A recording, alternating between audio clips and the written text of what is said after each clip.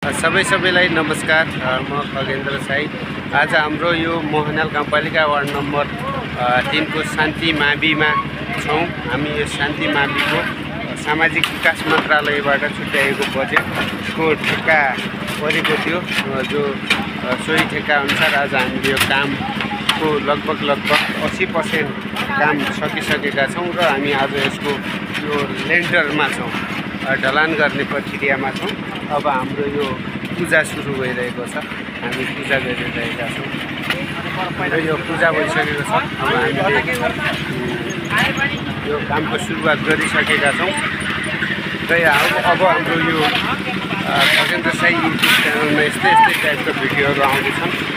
मन परेपछि सम्पूर्णले सब्सक्राइब गर्नु होला। हाम्रो काम गर्ने कर्मचारीहरू गरिराख्नु भएको छ।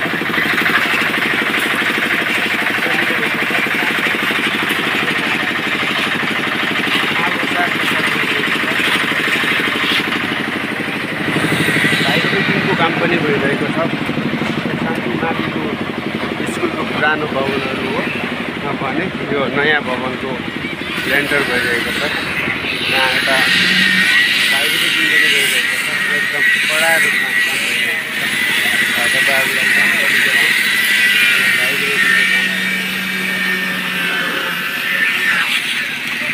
गराउँ, तलतिर तल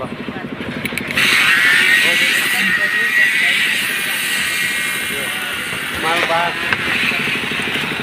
गाडी आएर सामान ल्याएर खाइसकेको छ। मन पर्यो भने हाम्रो च्यानललाई सेयर पनि गरिदिनु होला। धन्यवाद।